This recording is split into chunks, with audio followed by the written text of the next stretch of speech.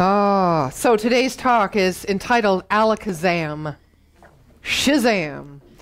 I like that word because it just kind of makes me feel fun inside. Alakazam, you know, I think of magic. And when I think of magic, I think of illusion. Because that's what magic is. I'll give you an example, and I couldn't find it today. Well, actually, I couldn't find it because I didn't take time to look for it. But truth is, you all know when a magician takes a scarf and puts it in here and then goes, right? How did they do that? And then they go into their bag to the next trick. Well, how do they do that? There obviously is always a way. There is a process of how illusion works. And illusion is something that we're very familiar with. Because we can't see it, we think it doesn't exist. But sometimes it reverses itself and we see something that also doesn't exist. So in the case of this scarf, it's actually a fake thumb that's in here. And so once they finish putting the scarf in, for those of you who never did get the truth out of the magician when you were smaller, they put their thumb in and they go like this. So the thumb is here and the scarf's in the thumb, but no one's looking at the fake thumb. They're looking for the scarf. Right? So they don't see the fake thumb.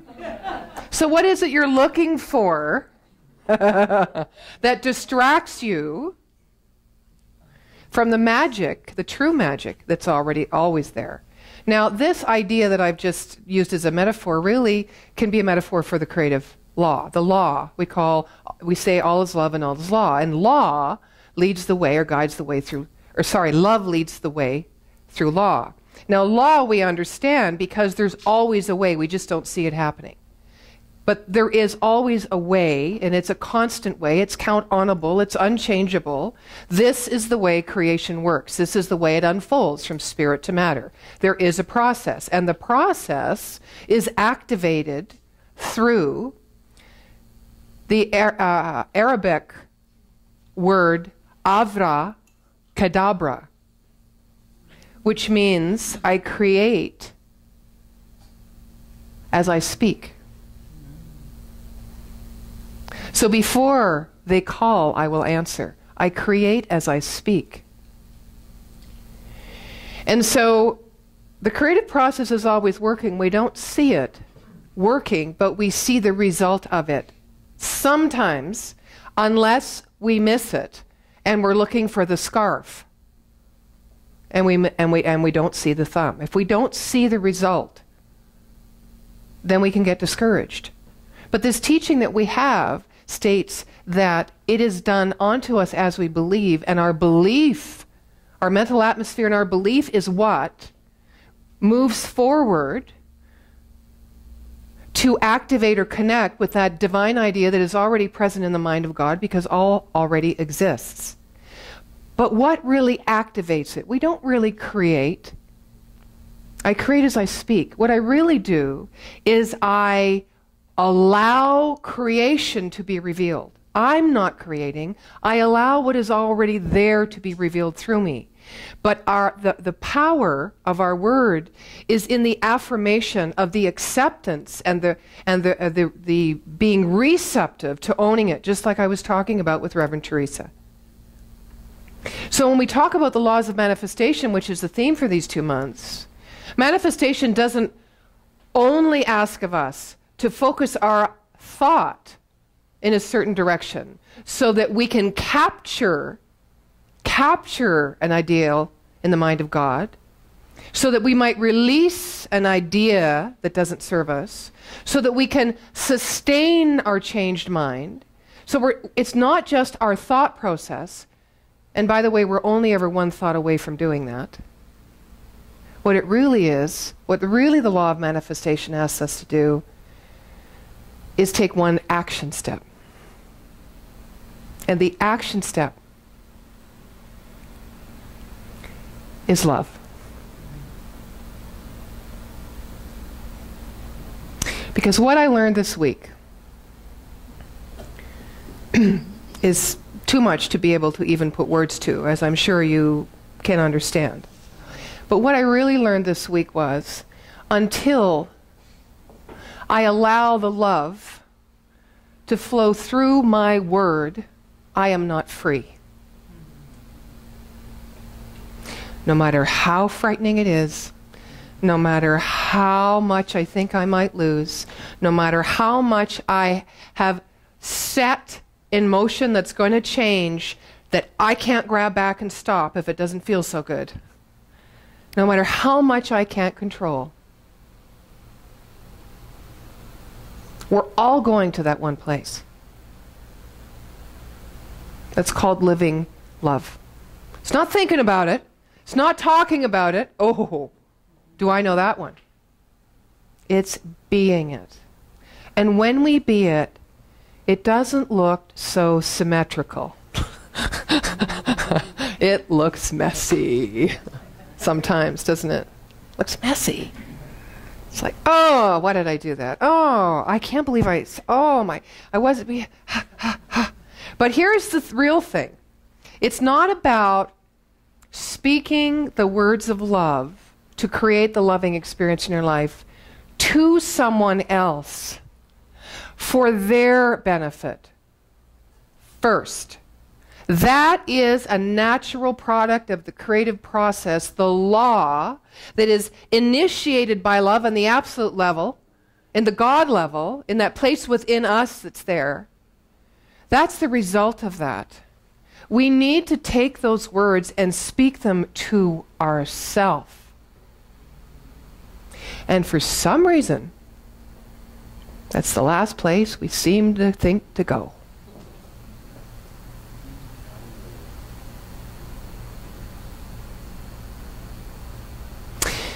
So I'm going to ask Monica to come up. There are 3 people here that did go to Asilomar, and I'm just going to let them share a little bit of their Asilomar experience, because everyone will talk about this thing called love. That was the theme, the love connection. And 2 minutes are definitely not enough for the feeling, the atmosphere that arrived within me. I came to Asilomar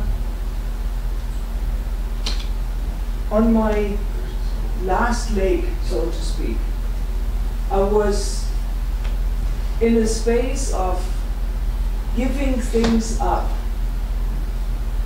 knowing I can't do this, whatever this is.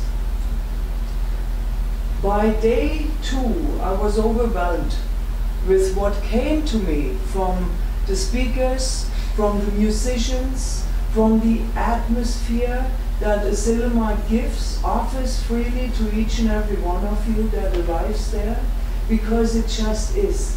It just is there, giving of itself freely. And everybody of the people that go there arrive at the same place.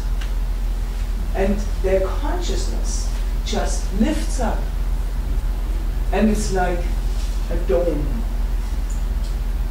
And I lived in that dome, and Monday evening I had to give over to that intensity, already feeling overwhelmed. And from then on, I promised myself to do only that, what my heart really wants to do, what I really wanted to do. And I did. And I learned about unconditional love that I didn't know before, that it can exist in a relationship, that it takes work to allow it to unfold, and that I'm a willing participant in it.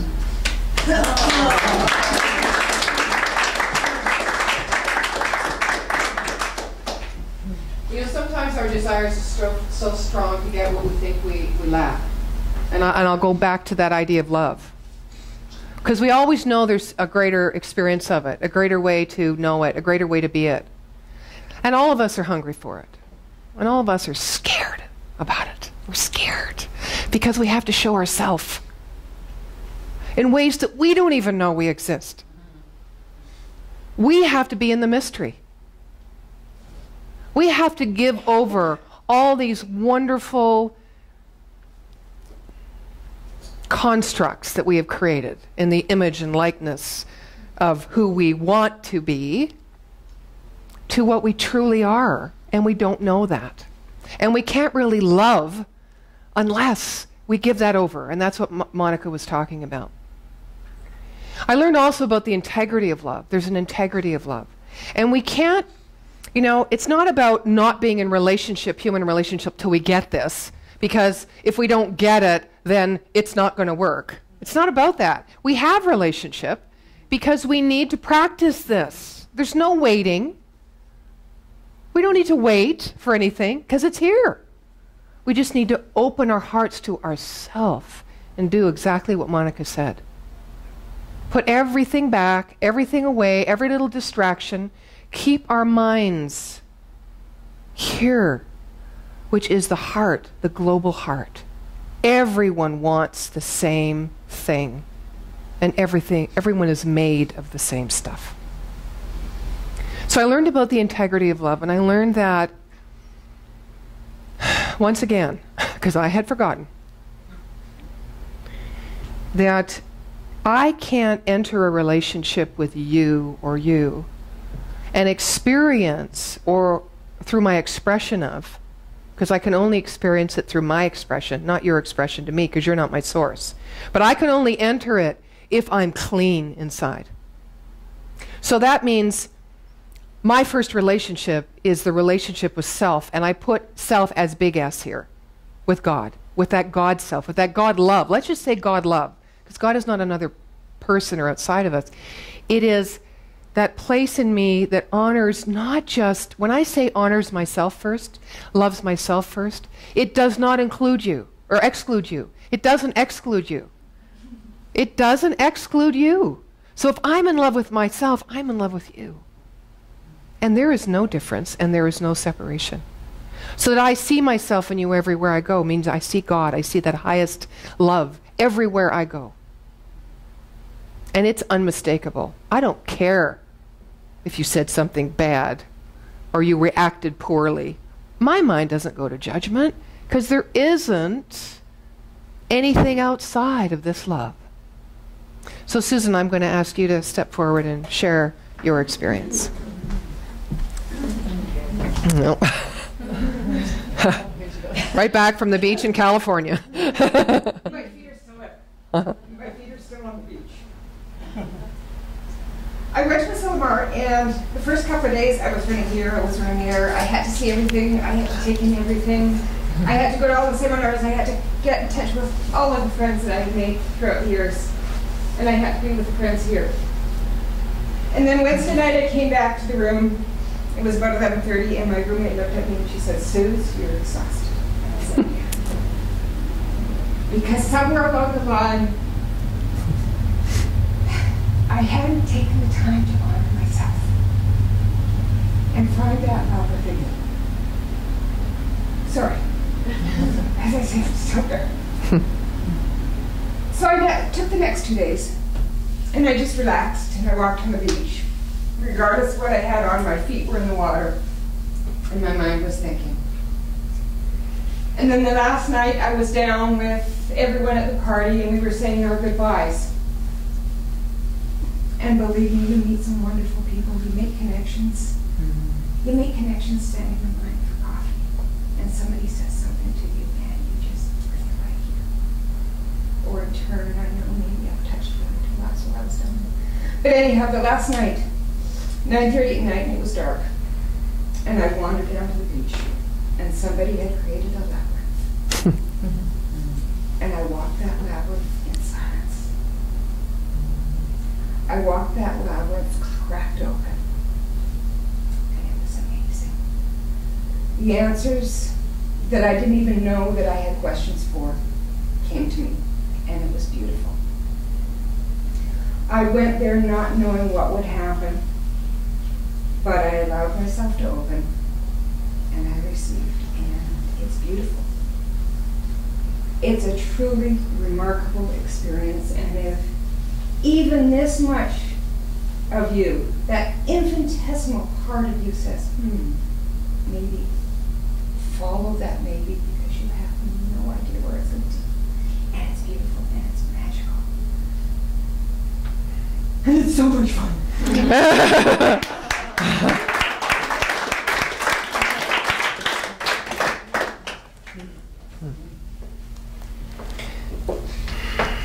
I want to share a story with you that talks about before they call, I will answer. It's written by a doctor who worked in Africa. One night I had worked hard to help a mother in the labor ward, but in spite of all we could do, she died, leaving us with a tiny premature baby and a crying 2-year-old daughter.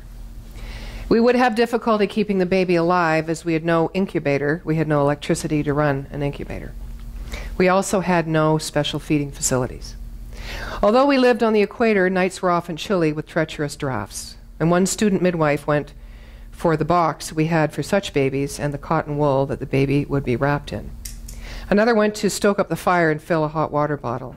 She came back shortly in distress to tell me that in filling the bottle it had burst. Rubber perishes in tropical climates. And it is our last water bottle, she exclaimed. As in the West, it is no good crying over spilt milk, so in Central Africa, it might be considered no good crying over burst water bottles. They do not grow on trees, and there are no drugstores down the forest pathways. All right, I said. Put the baby as near as the fire as you safely can, and sleep between the baby and the door to keep it free from drafts. Your job is to keep the baby warm. The following noon, as I did most days, I went to have prayers with any of the orphanage children who chose to gather with me. I gave the youngsters various suggestions of things to pray about and told them about the tiny baby. I explained our problem about keeping the baby warm enough, mentioning the hot water bottle, and that the baby could so easily die if it got chills. I also told them about the 2-year-old sister crying because her mother had died. During our prayer time, one 10-year-old girl, Ruth, prayed with the unusual blunt consciousness and conciseness of our African children. Please, God, she prayed, send us a hot water bottle today. It'll be no good tomorrow, God, as the baby will be dead. So please send it this afternoon. While I gasped inwardly at the audacity of the prayer, she added, and while you're about it, would you please send a dolly for the little girl so that you know, or she knows that you really love her? As often with children's prayers, I was put on the spot. Could I honestly say amen? I just did not believe that God could do this. Oh, yes. I know that He can do everything. You take this as it is spoken in the story, because the Bible says so. But there are limits, aren't there? The only way God could answer this particular prayer would be by sending me a parcel from the homeland. I had been in Africa for almost 4 years, and at that time I had never, ever received a parcel from home. You're all anticipating the end, aren't you? Anyway, if anyone did send me a parcel, who would put a hot water bottle as I lived on the equator?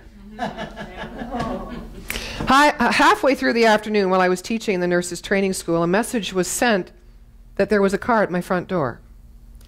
By the time I reached home, the car had gone, but there was a veranda, but on the veranda was a large 22-pound parcel. I felt tears prickling my eyes.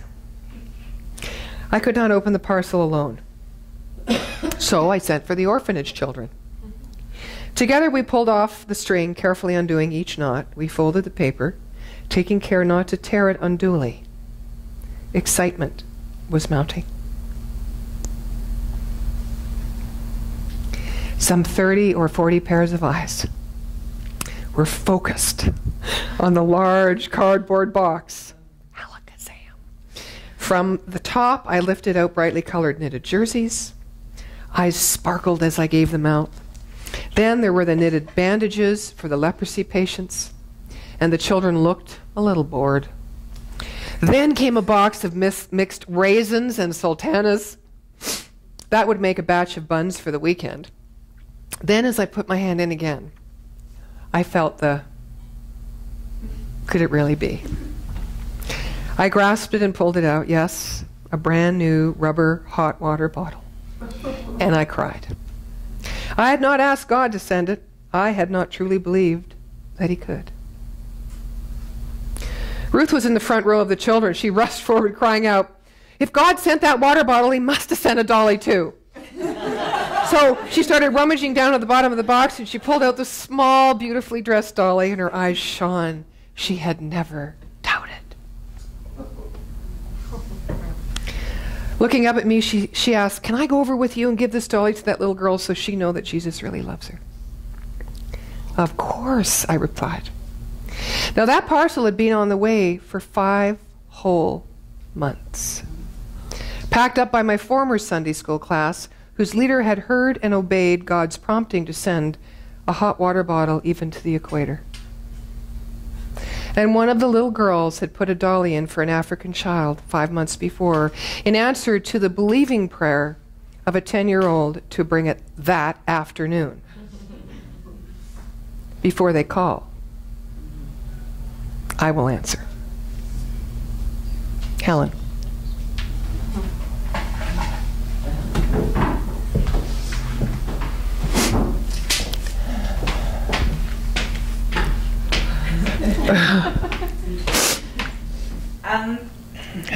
I did a Silomar in a bit of a non-traditional way. I got down there and it was like something out of Celtic mythology, with the mists and the calling of the wraiths and timelessness. And I thought, I can hear people speak anywhere, any day. I can pick up a book and get someone's spirituality, but I will never, on my regular life, get this. A place where the consciousness of this land itself teaches me about connection and shows me interaction. And a place where the people, the consciousness of the people, lay out and support what I need. So I said, I'm not going to go to any of the talks, any of the workshops, anything. I'm going to spend my time on the beach. And there, I found a place that I could fall onto the rocks sobbing and say, I do not in this moment even have the power to believe. I don't. You're going to have to do that for me, because all I can do is cry. And in that place, find myself wrapped in the bigness of the universe and the connection. And then, in the same week, stand at the center of the labyrinth and have this experience of the force of the waves, force of the wind, the birds, everything coming together, and know for sure that that is small compared to the force that runs through me. That was me. I am that power. And I felt it in the same place. And this is the place that allowed me to stand and say to somebody, will you treat for me? And when they ask what, say, just the absolute awesomeness of my consciousness, because it is, and know absolutely the truth of that statement. Because it is. And I thought, what a gift to know how pure my consciousness is, to see it, to see how beautiful and awesome it is. And then in that heartbeat to know that's not the gift. The gift is time and space that allows me to take that consciousness and decorate it. That allows me to say, I don't want to choose that moment in the labyrinth over that moment crying on the rocks. I don't want to say that one's the better than the other. I want to have it all. I want to be that tiny little human consciousness that can't even believe when faced with the truth, as much as I want to be the awesome consciousness and the power, the pure power. It gave me everything. And I'll go back next year and sit on the beach and maybe buy the talks to watch.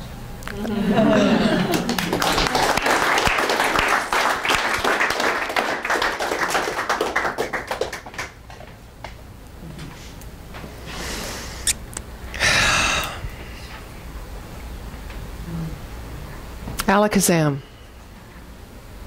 It feels like magic. It is not magic.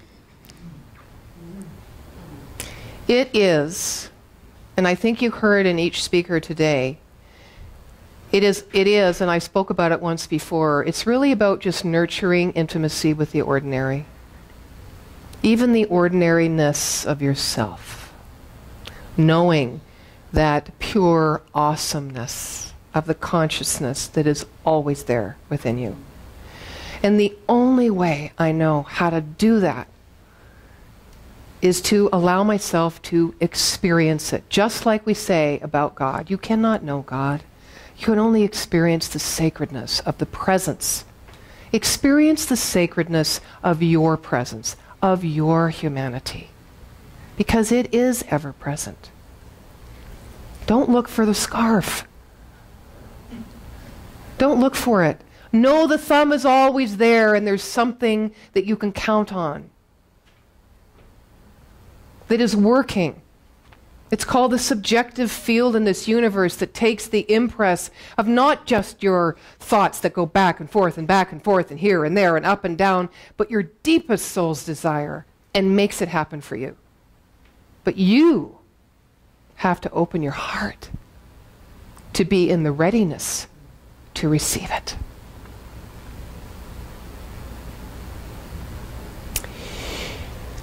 I'm going to just share this last piece with you. All of you, pretty much all of you know Reverend Karen Weingard. Well, I'll tell you. I can't tell you. It was just too much. But the last night I was there, I went out to dinner. We went off grounds, thanks to Monica and Susan and Helen, who'd rented a car. I said, "Could I have the keys, please?" And it was really funny. I'm driving in the car.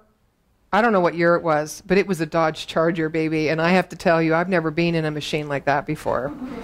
I put my foot on it, and it was like this. You know, I'm in a 4-cylinder Jeep Compass now, and it's like, okay, you know, another 5 minutes, I'll get up to 80 kilometers, you know. Anyway, Karen's going back and forth. Like I said, I'm sorry. Anyway, we get to, it's like, I said, isn't this funny? We're trying to kind of get away from the place that we came to get away from everything from. It's like, what is it? So it's, you know, and we kind of went. So anyway, we're having dinner, and this is what happens. And this, to me, is the epitome of what I'm trying to say. Before I say that, I wore this, okay? It's my new goddess outfit. She wore hot pink and black, and big pink boots, and pink hats with black veils, and a tutu. And I mean, when we walked through the door of that restaurant, it was like, but we get a table, and they don't leave us alone. It's like being at a Silmar. Because everywhere you go at a Silmar, people are, hug, you know, how you do? They sit down. They don't ask if they can sit and join you. They just sit down because it's all one, you know. And so, you know, and I want to have a conversation. So I think anyway, I'm bringing it with me, which is what's always happening. Anyway, the first person comes to the table to bring us bread. Oh, no, thanks. We don't want it. Second person sees there's no bread on the table. Oh, I think you're missing bread. We'll bring, you know. And then another manager comes over, and then the cook comes over, and then the owner comes over, and I'm looking at Karen, and we start to laugh. Because we've been there half an hour, and we haven't had a sentence. We haven't been able to complete a sentence. Now, a girl comes over, which is the third person to come to tell us the specials. Okay, now you're getting kind of what I'm thinking at that moment.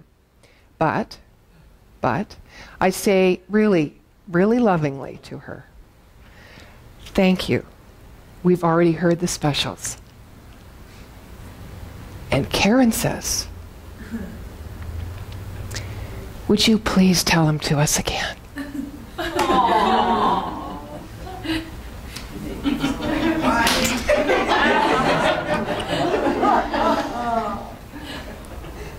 Do you get what this is about? Do you get what being love is about?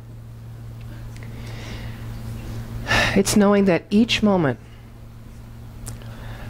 is not only the opportunity to love someone, to allow them to give their gift, which is how I could say, you know, was the lesson I learned from that. It's about knowing that this is the only moment.